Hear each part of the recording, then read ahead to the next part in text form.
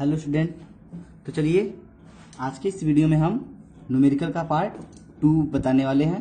तो देखिए इसमें कुछ न्यूमेरिकल्स हैं जो बचा है हम इसमें कवर करने वाले हैं। तो ठीक है, तो चलिए अगर पिछला वीडियो नहीं देखे हैं आप तो उसको देख लीजिए, उसके बाद इसको देखिए। ठीक है, तो चलिए देखिए पहला सवाल क्या है इसमें। NaCl के एकक सेल का आयतन 1.81 गुणे 10 की घात -22 सेमी क्यूब है। ठीक, ये क्या दिया है? आयतन दिया है। NaCl का एकक सेल के घनत्व की गणना कीजिए।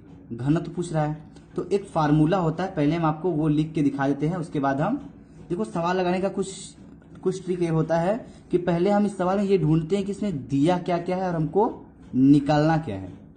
ठीक, तो देखिए पहले कह रहा है NaCl के एक एक सेल का आयतन कितना दिया है, मतलब A क्यूब दिया है 1.8 1 गुणे 10 घाते -22 सेमी क्यूब। ठीक, तो ये क्या दिया है? A क्यूब दिया है। क्लियर है?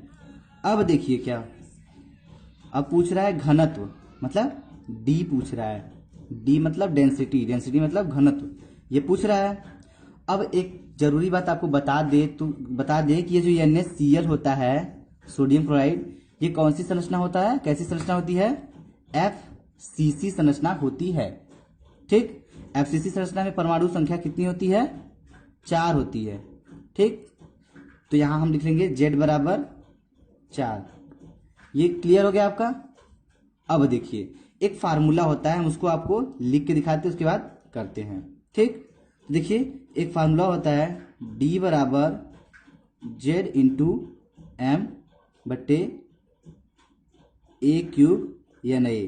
ठीक, अब आप पूछेंगे कि ये Na क्या है? अब Na है अवोगैड्रो संख्या। ठीक, अवोगैड्रो संख्या कितना होता है आपको पता होगा, और नहीं पता होगा तो चलिए हम इसको लिख के दिखा देते हैं। 6.022 गुणे 10 की घात 23, ये होता है अवोगैड्रो संख्या। क्लियर है? इतना समझ में आ रहा है आपको? चलिए तो आगे देखिए, हो गया। अब हम इसमें बारी बारी सबका वैल्यू पुट करेंगे तो हो जाएगा D बराबर Z की वैल्यू कितना है? 4 है। ठीक, आप एकदम स्टेप बाय स्टेप देखिएगा। ठीक है, समझाते जा रहे हैं हम। फिर इंटू, अब यम की वैल्यू क्या है? अब यम तो पता नहीं हमको, अब यम भी हमको क्या करना होगा? निकालना होगा। तो चलिए हम आपको साइड में निकाल के दिखा देते हैं। ठीक, तो जब देखिए निकालते हैं तो ये क्या है? NaCl। ठीक, NaCl का वैल्यू कितना होता है उसको निकाल के हम दिखाते हैं। तो Na का कितना होता है? 23 होता है। ठीक, प्लस अब Cl का कितना होता है? 35.5 होता है। ठीक, इतना होता है। अब इसको हम जोड़ देंगे तो जोड़ने के बाद क्या आएगा? देखिए 5 हो गया, 5 3 8 हो गया, 0.5, ये इतना आएगा। किसकी वैल्यू? यम की वैल्यू आ गई। क्लियर है इतना? तो अब हम ये वैल्यू कहाँ रखेंगे? यहां पे रखेंगे। तो चलिए रख देते हैं। हो गया? समझ में आ रहा है एकदम स्टेप बाय स्टेप? ठीक, अब देखिए क्या करेंगे। अब नीचे है A क्यूब। A क्यूब की वैल्यू क्या है? अभी हमने आपको ऊपर दिखाया, A क्यूब की वैल्यू दिया हुआ है तो उसको हम लिख लेंगे। तो क्या है? 1.81 गुणे 10 की घात -22।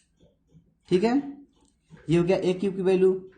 अब क्या है? Na रखना है, तो Na मतलब अवोगैड्रो संख्या, ये हो जाएगा 6.022 गुणे 10 की घात 23। ठीक है, इतना हो गया। अब चलिए देखिए क्या करते हैं। अब इसका हम इसमें मल्टीप्लाई कर देंगे और इसको हल करेंगे पूरी तरह से। तो क्या आएगा आप हल करके देख लीजिएगा, हम तो हल कर लिए हैं। तो कितना आएगा? देखिए आएगा 2.14। ठीक, समझ में आ रहा है? अब इसके साथ मात्रक भी लिख देंगे। ठीक, तो मात्रक हो जाएगा ग्राम प्रति सेमी क्यूब। समझ में आ गया? तो ये एक सवाल आपका कंप्लीट हो गया पूरी अच्छी तरह से। समझ में आ गया? तो चलिए अब हम आपको दूसरा सवाल बताते हैं। तो चलिए दूसरा सवाल देखते हैं कौन सा है। देखिए आप कैलकुलेशन करते चलिए ताकि आपको कोई डाउट ना हो। अगर बाय द वे मिस्टेक भी हमारे अंदर दिखाई दे तो आप कैलकुलेट करते रहेंगे तो आपको एग्जैक्ट वैल्यू भी पता चल सकता है। ठीक है, चलिए तो आप कैलकुलेट करते चलिएगा। तो चलिए अब देखिए अगला सवाल कौन सा है। तो दूसरा सवाल देखिए आप ध्यान से, इसमें क्या दिया है, यदि NaCl यानी सोडियम क्लोराइड को SrCl2 में 10⁻³ मोल प्रतिशत से डोपित किया जाता है, ठीक, तो धनायनों की रिक्तियों का सांद्रण क्या होगा। ये सवाल सबसे अलग है, ठीक है, इसको ध्यान से देखिएगा ताकि आपको समझ में आ सके। तो चलिए हम इसको कैसे लगाकर दिखाने वाले हैं आपको। तो देखिए क्या दिया है, इसमें दिया है SrCl2 को कितना दिया है, 10⁻³ मोल %, ये दिया है, अभी दिया है यहाँ पे, ठीक, ये क्लियर है। अब देखिए क्या हो जाएगा, इसके आगे हो जाएगा SrCl2 के 10⁻³ मोल प्रतिशत, ठीक, बराबर क्या हो जाएगा, ये तो दिया ही है, ठीक, ये प्रतिशत दिया है तो इसको लिख लेंगे। अब क्या करेंगे, अब बात होती है प्रतिशत में तो 100 में बात होती है, तो 100 को हम लिख सकते हैं 10⁻2 लिख सकते हैं ना, तो हम उसको नीचे लिख देते हैं, ठीक, ये 100 है, ठीक है, उसको 10⁻2 लिख सकते हैं।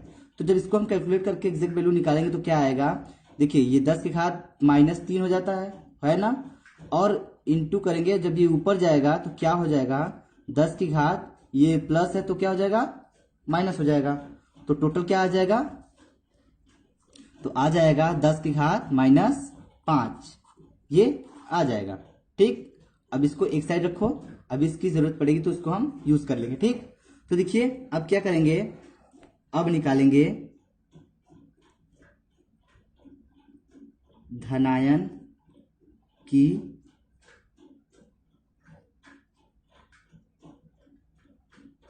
रिक्तियों का सांद्रण, ठीक, ये निकालना है हमको। सवाल में भी बोला था ये निकालने के लिए, तो ये निकालना है। तो ये कैसे निकलेगा, ये अब ध्यान से देखिएगा। तो ये क्या होता है, ये जो आया है, ठीक, 10⁻⁵, तो इसमें हम अवोगाद्रो संख्या से क्या कर देंगे, मल्टीप्लाई कर देंगे, तो वो हमारा धनायन की रिक्तियों का सांद्रण निकल जाएगा।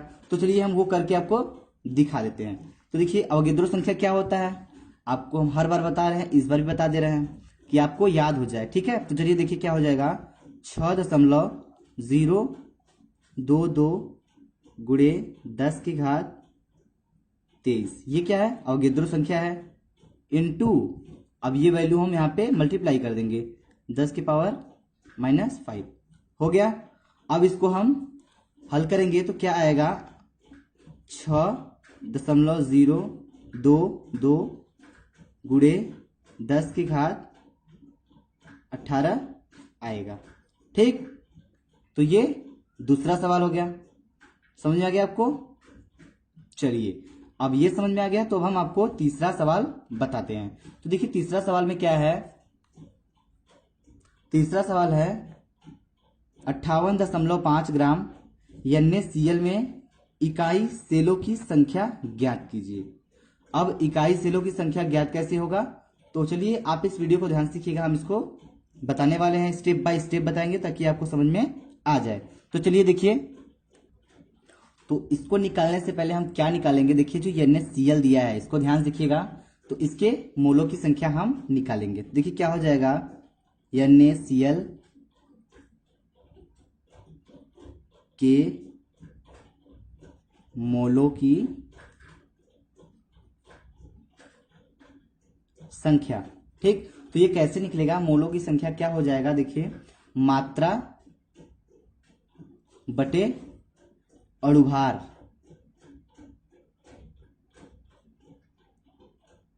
ये हो गया, ठीक। तो चलिए अब हम निकालते हैं इसके मोलों की संख्या, पहले क्या आएगी, तो मात्रा कितना दिया है, अब देखिए ये मात्रा दिया हुआ है, ठीक, 58.5, तो इसको हम लिख लेते हैं।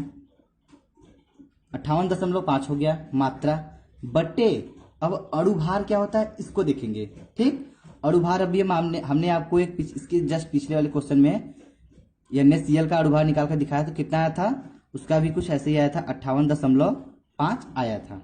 ठीक, तो अब ये क्या हो जाएगा, कैंसिल हो जाएगा ना, तो कितना आएगा, 1 आएगा, तो क्या हो जाएगा 1 मोल। ये किसका आ गया, NaCl की मोलों की संख्या 1 मोल आ गई। ठीक, अब आप पूछेंगे हम इसको क्यों निकाले हैं, तो चलिए हम इसके साथ आगे क्या करने वाले हैं समझ में आ जाएगा आपको। तो चलिए देखिए, अब हम लिखते हैं 1 मोल, ठीक, NaCl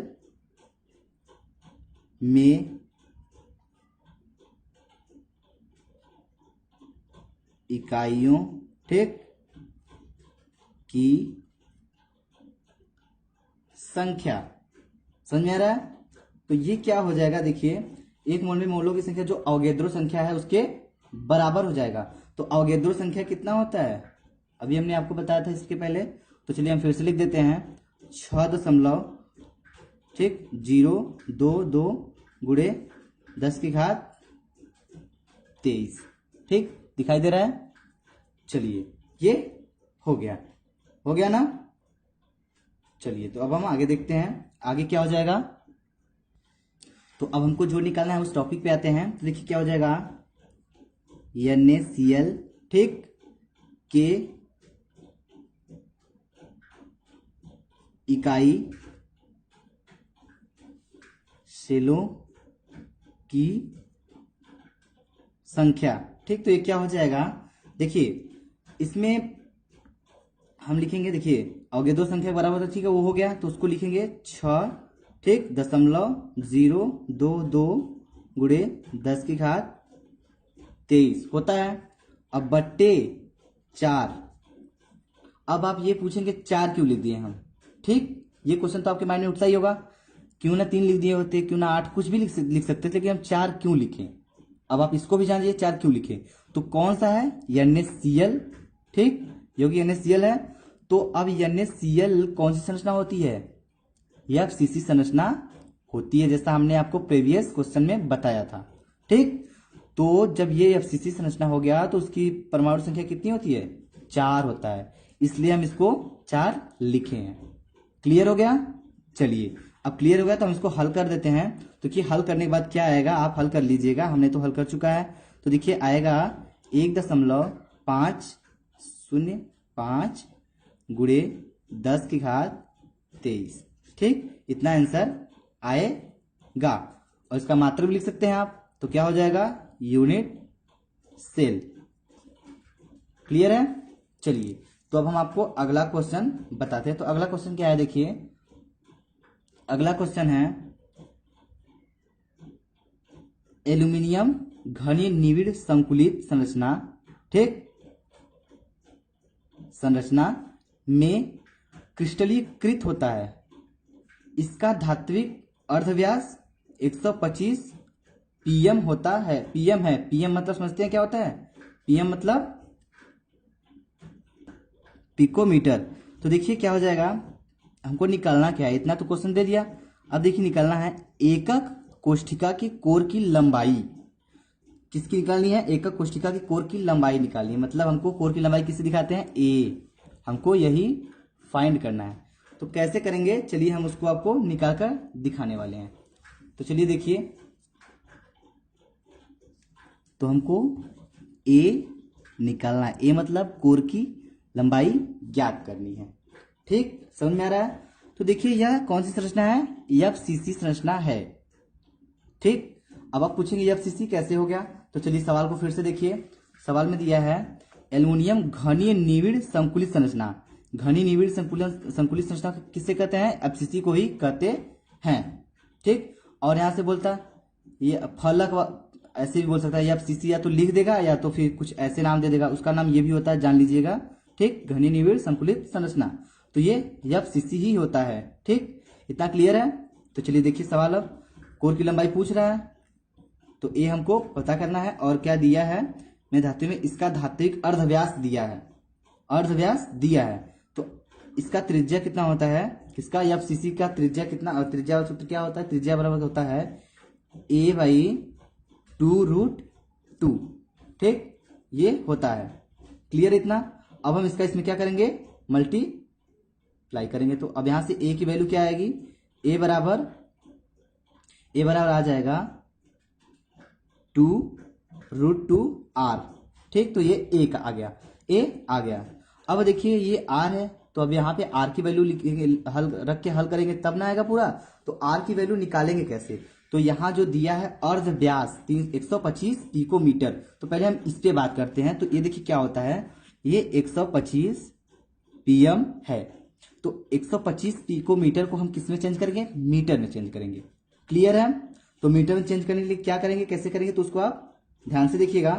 देखिए r बराबर, देखिए ये r बराबर कितना दिया है, अर्धव्यास किसे कहते हैं, देखिए अर्धव्यास त्रिज्या ही होता है, आप कंफ्यूज मत होइएगा। ठीक, व्यास तो होता ही है, अर्धव्यास ही तो त्रिज्या होता है।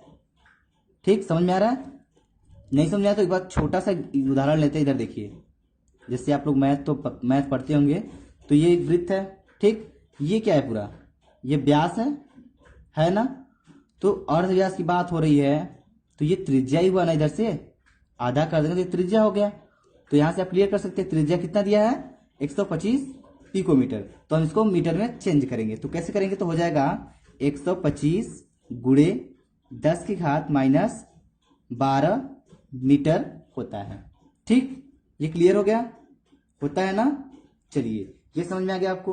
तो अब हम क्या करेंगे, ये वाली वैल्यू हम यहाँ पे रखेंगे और इसको हल करेंगे। तो देखिए क्या आता है, तो चलिए देखते रहिए स्टेप बाय स्टेप। तो हो जाएगा a बराबर 2√2 इंटू, अब ये r की वैल्यू हम ये वाला यहाँ रखेंगे, तो क्या हो जाएगा 125 गुणे 10 की घात -12। क्लियर है, इतना समझ में आ रहा है। चलिए, तो अब देखिए क्या हो जाएगा a बराबर, अब ये 2 हो गया ना। अब √2 का मान क्या होता है, उसको रख लेते हैं। आपको पता होगा √2 का मान क्या होता है, अगर पता है तो ठीक है, देख लीजिए इधर √2 का वैल्यू क्या होता है 1.41 √2 का मान होता है। तो अब हम ये वैल्यू यहां रखेंगे √2 के पास, तो हो जाएगा 1.41, ये हो गई, इंटू 125 गुणे 10 की घात -12। इतना क्लियर है आपका। अब देखिए क्या करेंगे, छोटी सी कैलकुलेशन करनी है, आप इसको कर सकते हैं। देखिए इसका मल्टीप्लाई इसमें करेंगे जो भी आएगा इसके साथ लिख देंगे। तो देखिए क्या हो जाएगा, हल करने के बाद आएगा एक, इसका मल्टीप्लाई इसमें करेंगे तो क्या हो जाएगा, फिर इसका इसमें करेंगे। ठीक है, हो जाएगा। तो देखिए क्या आएगा, 250 गुणे 1.41 गुणे 10 की घात -12 आया। इतना क्लियर है। तो इसको हल करेंगे तो क्या आएगा, देखिए a बराबर 352 गुणे 10 की घात -12 आएगा। ठीक, ये किस में आएगा, मीटर में आएगा।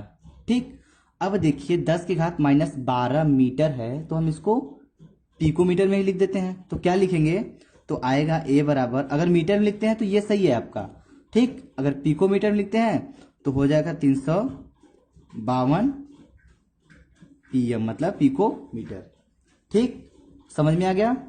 तो चलिए आज के लिए बस इतना ही, अगला वीडियो हम विलियन के न्यूमेरिकल्स को लेकर आने वाले हैं। ठीक है, तो अगर ये वीडियो आपको अच्छा लगा हो तो आप कमेंट बॉक्स में कमेंट करके जरूर बताएं, और चैनल को जिसने सब्सक्राइब नहीं किया है वो सब्सक्राइब कर लें।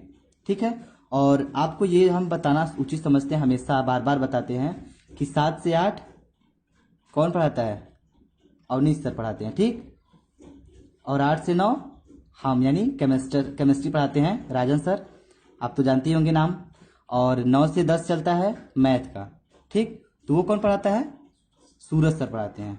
आप कोई डाउट ना करिए, आप प्लीज अपने टाइम पे लाइव हो जाया करिए पढ़ाई करने के लिए। ठीक है, क्योंकि वीडियो इस बार तो उम्मीद है कि आप लोग को बेहतर पढ़ाना ही है। ठीक है, बेटर से भी बेटर पढ़ाने की कोशिश की जा रही है।